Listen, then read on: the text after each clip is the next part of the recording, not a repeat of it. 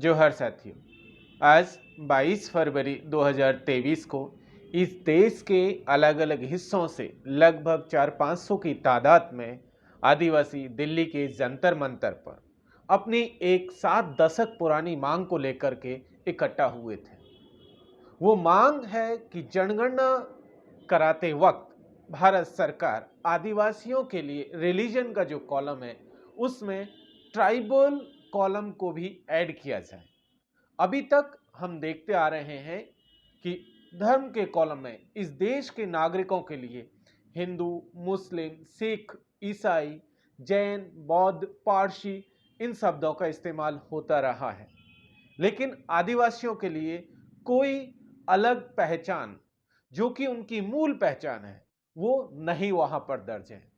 आजादी के बाद जब पहली दफा 1951 में जनगणना कराई गई तो हम देखते हैं कि उस पहचान के साथ खिलवाड़ किया गया और आदिवासियों के लिए शेड्यूल्ड ट्राइब शब्द का इस्तेमाल किया गया। यह पहली दफा था।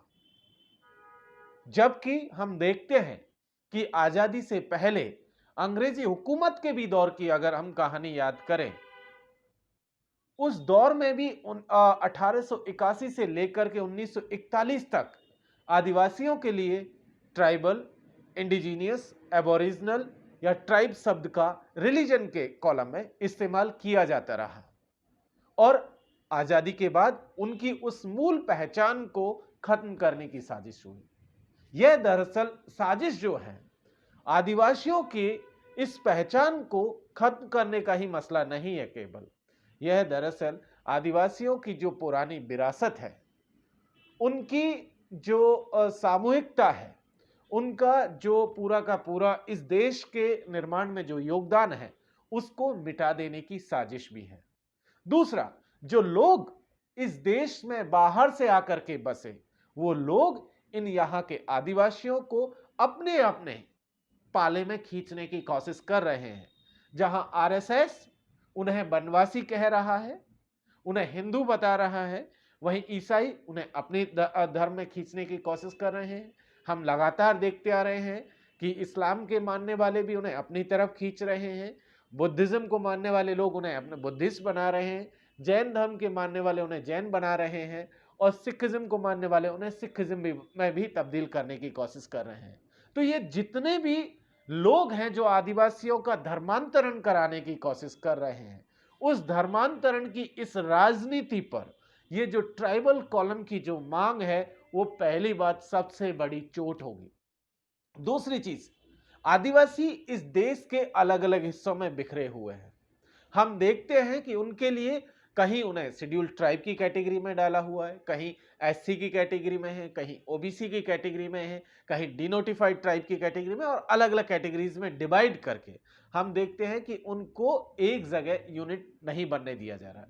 तो ऐसे में उन आदिवासियों की यूनिटी के लिए भी ये मांग बहुत जरूरी है।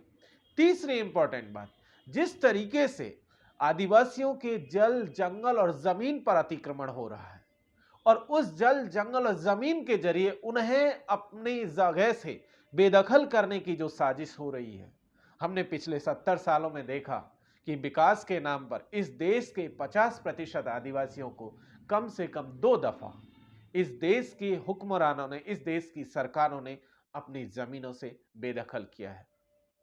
ऐसे में ये लड़ाई उस पहचान से जुड़ जाती है और वो पहचान सिर्फ यहीं तक सीमित नहीं है। हम लगातार देख रहे हैं कि किस तरीके से आदिवासियों के इतिहास के साथ छेड़खानी हो रही है। आदिवासी पुरखों को इतिहास की किताबों से गायब किया जा रहा है, उनके योगदान को मिटाया जा रहा है, लेकिन शायद जो लोग इस काम में लगे हैं वो भूल जाते हैं कि आदिवासी इस पत्थलगड़ी की परंपरा से आने वाले लोग हैं जिनका इतिहास पत्थरों पर दर्ज है, जिसे न तो बारिश में गलाया जा सकता है, न धूप में सुखाया जा सकता है और न किसी और मौसम में खत्म किया जा सकता है।